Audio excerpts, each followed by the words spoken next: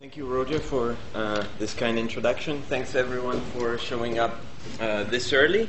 Don't worry, it will be the last talk, so you won't have to suffer through this. By you. By me, by me, of course. I want to thank, of course, the organizers for inviting me to what is my first Evolang ever, first of many, I hope. It's particularly gratifying to see so many people coming from different fields. I wish all our theoretical linguistics conferences were of this kind. And so I will try to give you, each and every one of you something in this presentation. I'll be particularly critical of the kind of theoretical linguistics that I have done so far. Okay? And I've tried to reach a consensus view that may surprise some of you or please others of you. I'll start with someone that makes a few of you at least uncomfortable. I apologize.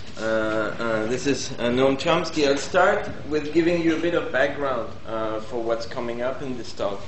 I'll give you sort of a few sources of influence for what's coming up, and Chomsky is certainly one of the main sources that I will draw from, not the only one by any means. The second person that I'll rely on is Dick Lewontin. The third person is Mark Hauser. And the fourth one, perhaps some of you can't recognize him, it's David Puppel.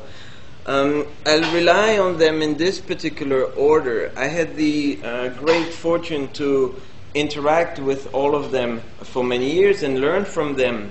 And what you'll get today is basically what I've tried to gather from these interactions. From Chomsky, I'll borrow the idea that certain aspects of the thing that we call language in everyday conversation can be studied in a scientific manner as part of the subject matter of biology. So, I see it's not that scary. I'm not going to assume more than this. And if we do so, according to Chomsky, then we could try to understand, or at least shed some light on what makes us human, ultimately. Okay? Once you take this stance that some have called the biological or biolinguistic stance, then a lot of things begin to make sense in the context of language, especially in the context of language acquisition. This was the main message of the work of Eric Lenneberg. But it's fair to say, and here I agree with Ray Jackendoff, that as the particular stance that Chomsky took developed, we have often gotten lost in our, theoretical discussions and have lost track of the biological commitment that was at the very beginning and center of the enterprise. It's been sort of displaced to the periphery. And I think that in large part, the followers of Chomsky's program are to blame for this. Okay, and what I would like to try to do is sort of remedy that situation a little bit in ways that you will see. Okay, so I think that it's fair to say that today theoretical linguistics, with this biological commitment, has sort of regressed, and it would be nice to do something about it. Okay. This is a quote from Salvador Luria in 1976 in a AAAS address, where he actually discussed the field of biolinguistics and ends his discussion saying, this is a field for the future. In a couple of years, we'll see really great progress. This wasn't quite right on target, I think. In particular, Luria predicted in 1976 that within a couple of years, we would have linguists and biologists talking to one another. And specifically, we would have linguists looking at biological data and trying to just make interesting hypotheses about the data. That hasn't happened. I mean, if you think, for example, of the FOXP2 discovery, it's been fantastic. I think, but it's not been so great for the theoretical linguists. They haven't had much to say once they've gotten confronted with data that's particularly interesting and should be relevant. Okay? Nonetheless, I think that things could change for a variety of reasons. One, we are getting, and we will get in the future, better and better data coming from the biologists, and this is a source of data that we cannot afford to ignore or remain silent on. We also have, I think, a better theoretical stance. Now, if I say minimalism, I'll try not to mention the terms too many times. Don't think that I'm buying into a particular theoretical package. I just mean that many linguists of a Chomskyan persuasion have come to realize that their theory of universal grammar is so baroque as to be implausible, and this is all I mean by minimalism. So they've tried to actually do what other traditions in linguistics had done before, namely minimize that component to just make it somewhat more plausible. In addition, I think that we are gradually moving away from Broca-Wernicke and that's it for language and the brain. I think we have moved way beyond the classical model, and this will be particularly useful because we may then try to make more informed hypotheses about how language is implemented in the brain. And last but not least, we've also, well, some haven't really, but some are moving beyond the modern synthesis in biology, moving beyond a narrow set of hypotheses with respect to evolution in general. And as the theory of biology expands, we have more room to find our place in it. Okay? So for all these things, I think that it's worth reconsidering the biological stance of theoretical linguistics. Bearing in mind, of course, that what we will find is likely to be messy and complex in a way that Dick Lewontin has told us many, many times. You just read the triple helix and you realize that the story is not going to be, maybe interesting, but it's not going to be clean. Okay? This is the extended synthesis model that's, you know, of a particularly interesting sort for us. I think that we have moved beyond neo-Darwinism to entertain a set of hypotheses. If this works, this doesn't seem to. But anyway, we have basically entertaining an expanded range of concepts to deal with the origin of certain traits, and I think that linguists will benefit from just having more hypotheses to draw from. We can finally forget some caricatures and rely more on what Gould had told us, especially what Gould had told Dan Dennett that you see on the picture. Dan Dennett didn't listen particularly well on that day. The third source of influence that I will draw from is Mark Hauser and the sort of approach that you know, other people following Mark has done. Here you have on your left the famous or infamous, depending on where you come from, FLN, FLB distinction. The talk I gave on Monday urged theoretical linguists to forget that particular distinction. I don't think it's well-grounded, biologically speaking, but it was a first try that was influential, if only because Chomsky seemed to have endorsed it at one point. And it was specifically useful, at least as far as I'm concerned, in drawing attention to the richness of FLB. So I don't want you to ask me too many questions about what's specific in FLN. I know this is what gets theoretical linguists excited. I think this is the wrong source of excitement. The source of excitement really is FLB. Okay? here I have a quote from Tecumseh Fitch from a 2011 paper, and I'll read bits and pieces of it to make you realize that the Fitch of the Hauser, Chomsky, and Fitch paper have finally come to realize that from a biological point of view, this sharp distinction FLN, FLB is not, at least from a biological viewpoint, is not particularly good. Okay, Fitch, for example, has written that from a biological viewpoint, this distinction between what's specifically linguistic and what's more generally cognitive, cognitive is unproductive and misleading. I think he was quite right about this, even though following the 2002 paper, it seems like everyone was trying to draw a very sharp distinction between the two. And if you ask the biologists, they will tell you this is no good way to do biology. Okay? Today, I will not have much to say about what FLN is if we abandon the FLN-FLB distinction. This is the topic of innovation in biology, specifically related to language in this context, and it relates to Evo in a way that I've talked on Monday, and so I won't say anything about this today. What I will focus on, of course, is how we could, as theoretical linguists, make informed and informative hypotheses about evolution. Okay?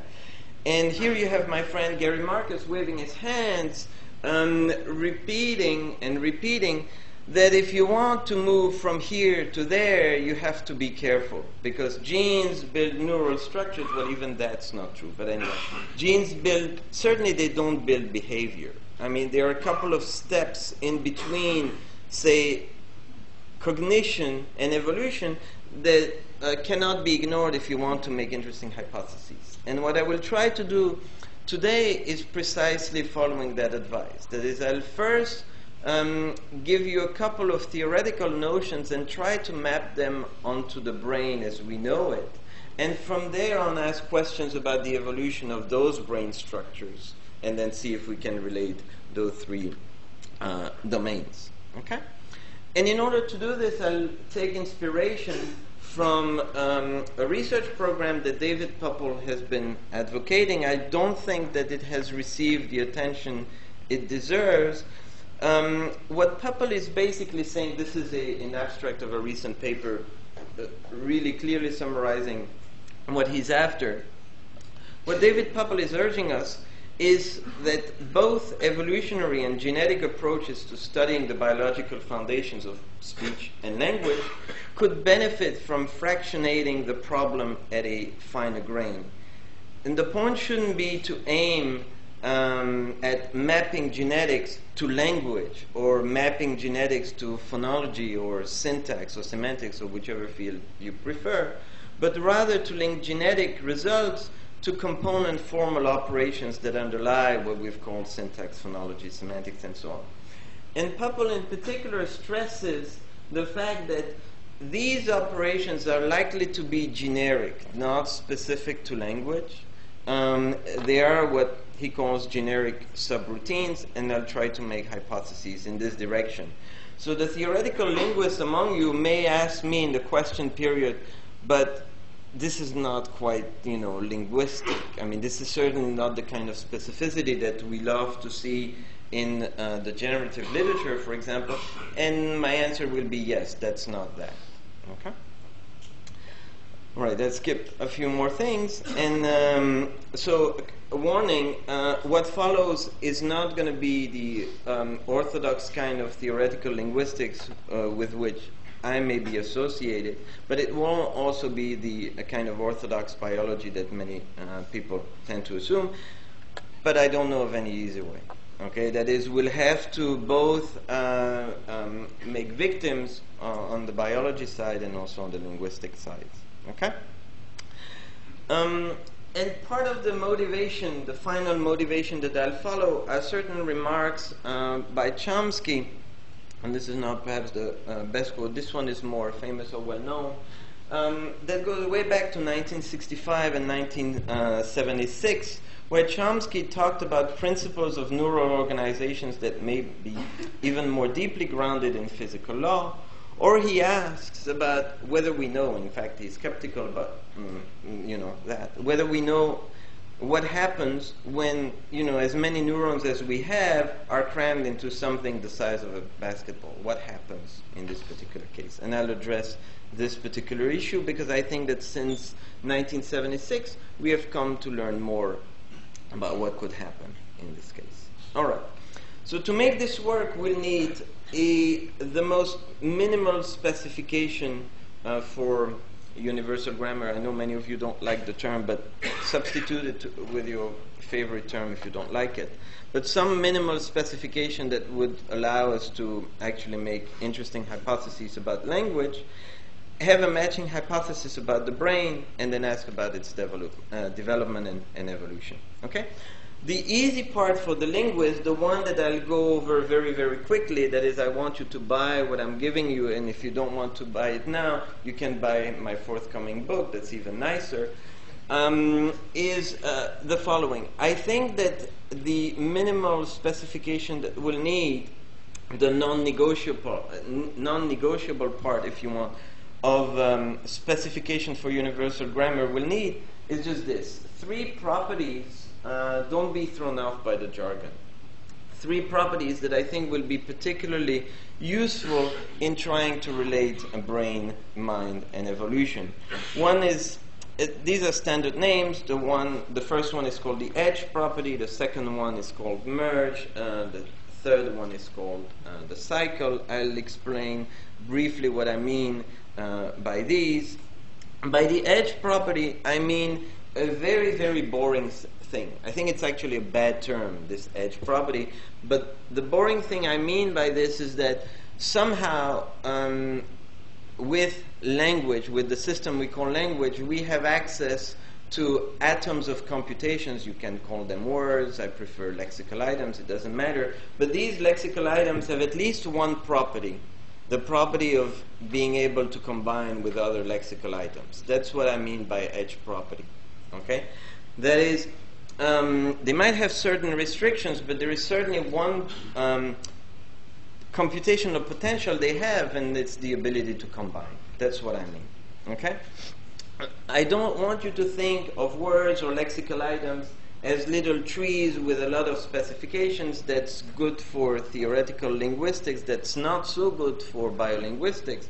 What I want you to think of when I say edge property, I mean a property that essentially starts with certain concepts that we share, for example, with other animals, but remove some of their, if you want, selectional restrictions, some of their valencies, as it were. What the edge property does for language is that it takes certain concepts coming from various modules or domains of the mind and makes them all available in one giant workspace, as it were, that we call language, and specifically the lexicon. That's what I mean by edge property, and we'll have to ask how this came to be. By merge, I just mean the boring combination of lexical items, so I just mean something like set formation. You shouldn't expect me to say that merge was the magic bullet. Certainly, it was available in other species. Okay? And then the third component that I need will be what many people have called cycle or cyclic transfer, or even phases in aspects of the literature. By this I mean that after certain steps of combinations, the output, the temporary output of this computation in syntax is given for evaluation in other components of the minds. That's all I mean. Okay? But one thing, though, that's very important to realize is that if you buy both a set formation operation that applies iteratively and a sort of cyclic transfer approach, you get basically 2 modes of recursions immediately in language. And I think this in part led to the confusion of, well, do we have recursion or not? In fact, we have different kinds in language. One is what I've called direct or dense recursive pattern. That is, you combine without stopping. And a more indirect or sparse recursive system that transfers certain portions at different times but not continually. Okay? So you get 2 periods or 2 kinds of rhythms in syntax. Okay? In addition to this, what you need to make informative hypotheses about language with just these three things I've given you, you need to appeal to a rich cognitive structure or conceptual substance to, get our semantics, basically. Here you have three fantastic books. My favorite is more on the left, but the three of them are perfectly fine titles, showing that this rich cognitive structure is certainly there. I mean, if this I must buy. If you don't like the three books I've shown you, you can take a look at others. I think it's indisputable that other animals really gave us a lot of what we regard as natural language semantics. Okay? This, of course, has to be qualified somewhat in that as soon as you buy a rich conceptual structure and the three syntactic properties that I've given you, it may mean, of course, that the way we think, the way we manipulate those concepts that we share with other species may end up having a slightly different kind of representation. This is a hypothesis that I share with people like Paul Petrosky and Wolfram Hinsen, for example, that are on this slide, or Juan Oriagareca. But basically, when I say semantic, think that shared is the name of the game here. On the other side of the grammar, the externalization side, here we are even luckier, or as lucky as in the semantic side. We share a lot with other species, perhaps not our closest relatives, but certainly with other vocal learners.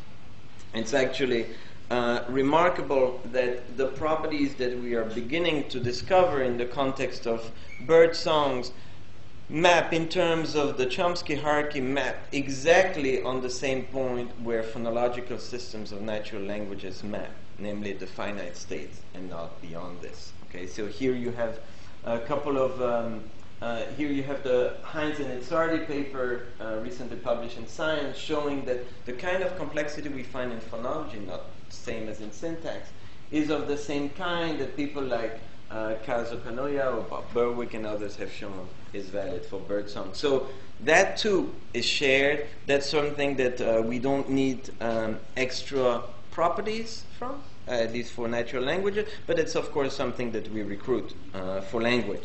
Okay? And then you're saying, that's it? And I say no. And this is a slide that will hopefully please many of you, and I'll say it explicitly. In order for you to get from what I've given you so far to natural languages, you need to assume that in between there's going to be a lot of culture-based grammar formation, grammaticalization, and these sorts of operations that are crucial in order for me to get from the minimal specification I've given you that just gives you a rough scaffolding of syntax to the rich grammatical substance of modern-day languages. You guys are expert on this. All I'm doing here is say that I'll have to buy a lot of the things that you have on sale, because otherwise I won't be able to get from the underspecified UG that I've given you with these three properties to natural languages. So not only do you have a role to play, the approaches in fact need to complement one another. If you want, the minimal specifications I've given you are like the weak biases that, among many others, that we have cognitively will give you rise to culture-based grammar formation. Okay? Specifically, the culture-based grammar formation will be important in what we call the interface between syntax and phonology, what's called morphology. This is where things will get complex and messy. Okay? All right. So far, what I've given you is a picture that, at least for semantics or for phonology, both of sound and sign, for externalization, can draw on rich animal models. Maybe not as rich as we would like right now, but in a couple of years we'll learn more. The puzzle will be for the three properties that I've given you at the beginning, where are those coming from? Okay, and that will be my focus. It doesn't mean that that's the only interesting thing. Please don't say, is that FLN? Okay, don't ask that. But it means that this will be a particular puzzle that we would like to discuss. Okay? And in order for me to discuss the evolution of these properties, I'll have to say, first of all, how we could relate them to the brain. Okay? And here I have a hypothesis that's, I think, new, although it draws on components that are available in the literature. And the first component that I'll draw from is a hypothesis by Stan Dehaene, Changeux, and others that, unfortunately, I say unfortunately because, in the literature it's known as a hypothesis for consciousness and how consciousness is realized in the brain. I think that consciousness is a word that I'll try to avoid, okay, for just good science form, okay? But what Dehaene and Changeux has claimed is that our brain basically has the ability to construct what they have called a global workspace of the sort that I'll explain. And this particular global workspace is what I'll need to explain some of the properties that I've introduced before in the context of language. So they said it was for consciousness. I'm going to say no. Maybe it's for consciousness. I don't know, but at least it's interesting in the context of language. The model that Dehaene and colleagues have developed is actually drawing on the model first proposed by a philosopher, Bars, that says that there is a neuronal workspace that emphasizes the role of distributed neurons with crucially long-distance connections, particularly dense in prefrontal, cingulate, and parietal regions, that basically give rise to what Bars had called a blackboard image. That is, it's a workspace that enables you to reach beyond the confines of the modules that other animals have and that we certainly have. It basically gives rise to cross-modular computation. And that, I will claim, is precisely what the edge property enables language to do. Because if you remember, the edge property was this property on lexical items of words that essentially remove some of the combinatorial restrictions that are imposed in the various modules where those concepts reside.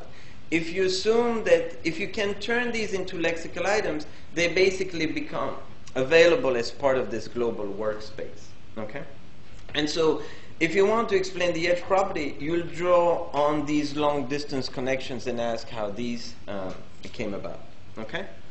Dehaene and others have pointed out that this is reminiscent of the Fodorian architecture that Jerry Fodor put forth in the modularity of mind, but not in the sense that it appears to, in addition to modules, the central executive, and I'll tell you language may have been that, or at least syntax. I'll skip a couple of slides. These talk about the long distance connections that are necessary for this global workspace. Okay? Yes.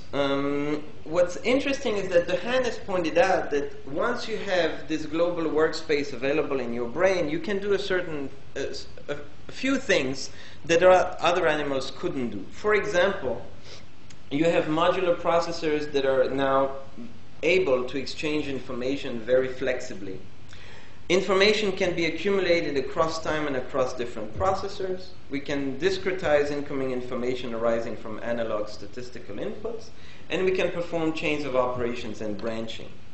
These properties, accidentally or not, match pretty well how Hauser, drawing on a lot of literature, define humaniqueness. Hauser pointed out that we, unlike other animals, have the ability to combine and recombine different types of information and knowledge in order to gain new understanding, apply the same rule of solution to one problem to a different and new situation, create and easily understand symbolic representations of computations and sensory input, and detach mode of thought from raw sensory and perceptual input. These would actually fit pretty well with how Dehaene would talk about the global workspace. So I think that there is a nice matching hypothesis there about what we can cognitively do and what we could draw from on the brain side. Okay? But this is not all. This is not, in particular, once you have this global workspace, you'll still need another component of your brain that will essentially regulate the way this global workspace works. And here I will hypothesize, again drawing on a lot of people, especially Francis Crick, who way back said that the thalamus could actually be that part of the brain that regulate basically cortical connections. There is very good evidence from this in the vision literature for the thalamus essentially acting like a clock or regulator of information exchange. But I think that the thalamus has also been implicated in functions outside of vision and even in the context of language. The thalamus has been related to working memory, which of course, as everyone knows in this room, working memory is a misnomer. It should be called attention, okay? Selective attention in particular. It has nothing to do with memory. The role of the thalamus has been occasionally implicated in language. Here you have a reference. Here you have a second one. Friederici and colleagues, especially Doxetti, have even shown that the thalamus is sensitive to syntactic and semantic language violations. Interestingly, not phonologigical violations. Okay?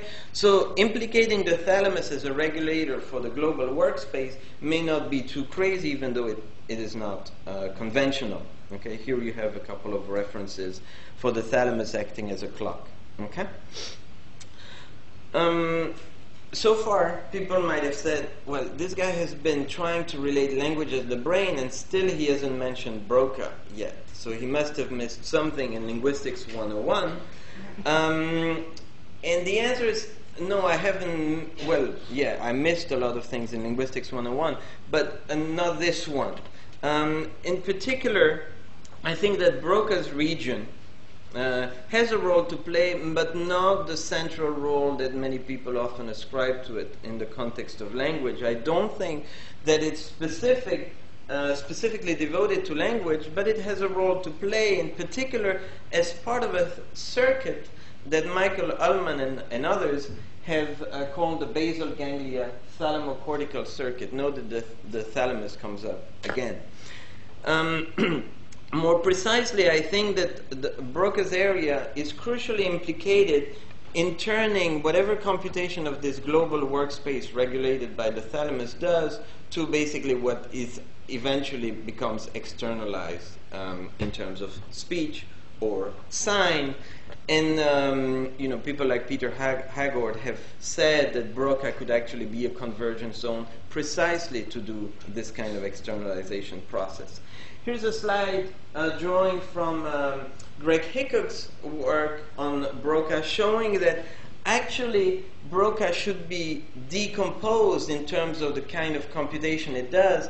And what I find interesting, although I don't have too much time to tell you the details today, what I find interesting is that the decomposition that Hickok puts forth in the context of Broca matches precisely the sort of decomposition that linguists of a generative persuasion need to assume in order to understand the mapping from syntax to phonology. What's becoming very clear to many linguists is that morphology is actually not only a very messy component, but also a decomposable component. There is one side of morphology that directly relates to syntax, that's called morphosyntax. There is another one that's called morphophonology. And these two sides of morphology, I think, corresponds, if you go into the details, to how Hickok and others are decomposing Broca and the kind of computation that it does, some that are more local, more finite state than others. The more finite state ones would be more directly related to phonology. Okay. All right. What I've given you basically is sort of an anatomy of the language faculty, a rough anatomy of it in the brain. Physiologically, in order to make it work, we could draw from existing work, especially the work of Boeckx and others, that have actually come up with a model for what they call neural syntax. Don't be misled by the word syntax, but the way this works is that Boeckx have identified three components of how the brain works that match precisely the three properties of natural language syntax that I've given you, namely cell assemblies, synapse symbols, and readers that sort of match my edge property, set merge, and then cyclic transfer.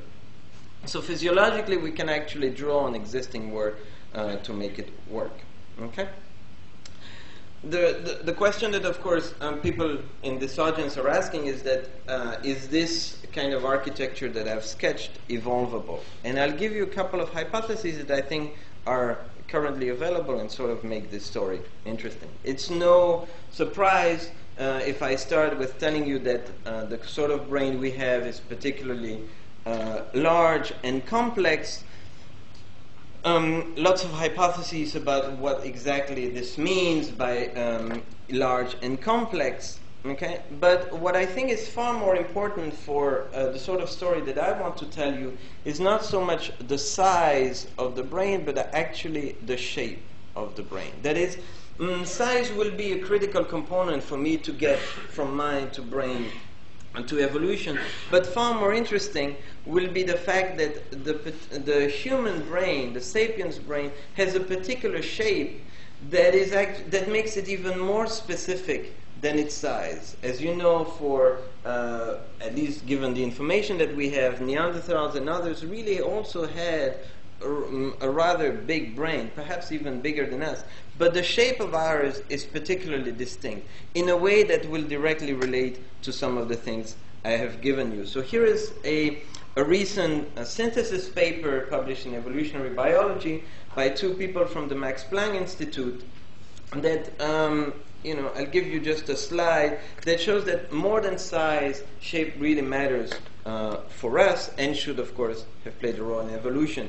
Their synthesis actually starts with a hypothesis coming from Spain in 2003 by Brunner and colleague, where they have shown that the sapiens brain is much more globular than other brains that we know can reconstruct, and they have based their hypotheses on trying to reconstruct brain shape from skulls that we have as fossils.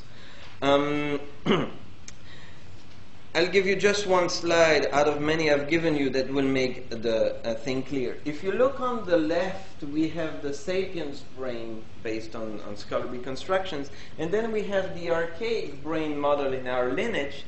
And the main difference, the one that I want you to focus on, is on the fact that the sapiens brain looks much more like, is spheroid. It looks more like a ball than the archaic domain. The archaic sort of model is much more elongated. Ours is more globular.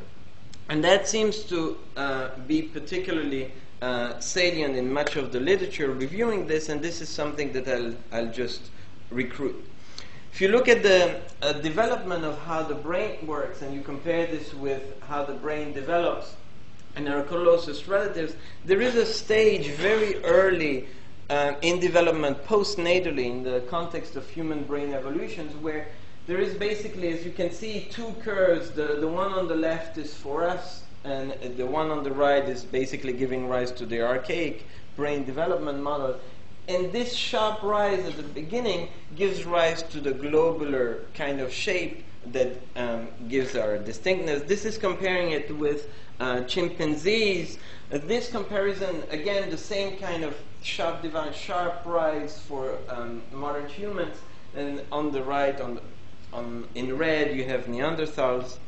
And basically, you have size-wise something that basically reached the same level, if you want, but shape-wise it is very distinct. That is, you reach sort of the same target, global brain size, but through different roads. And these different roads, I think, make a difference. So development makes a difference for evolution. Okay?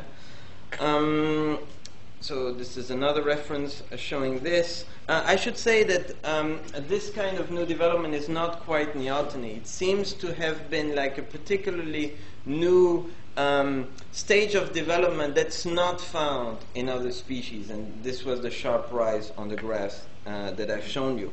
Now, why should a more globular, a spheroid brain matter for what I've given you? Well, I think it matters if you take into account the fact that I've told you what regulates this global workspace is the thalamus. And if you look at where the thalamus lies, it's right in here.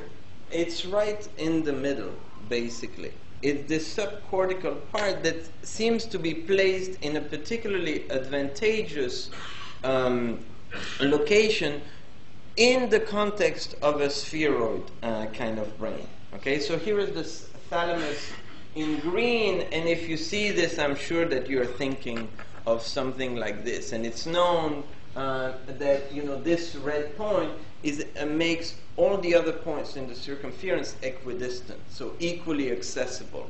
And I think that this equally accessible is what the thalamus enables us to think cross-modularly. That is, it makes all the modules equally accessible. So here is the thalamus, and if you study the connection of the thalamus in a spheroid brain, they work much better than in the archaic elongated mode of brain size that other species have. A more globularized brain, in fact, minimizes distance between neurons and therefore reduces wiring length. This is a hypothesis that goes back to people like McCarthy, although they haven't been exploited in the context of language. And so it would increase cognitive efficiency and the sort of conceptual traffic that we engage in. Last point before conclusions. Would this be an adaptation, this globular kind of brain? We will probably never know. I'm sorry to tell you, but in order for us to reach the skull size, there are so many different things, so many different factors that could have actually enabled us to get there. Daniel Lieberman and many other colleagues of his have pointed out that various factors in our lineage could have eventually led to this globular kind of brain that we have, and we'll probably never know which factor was the crucial one. So I think that this question is basically too hard.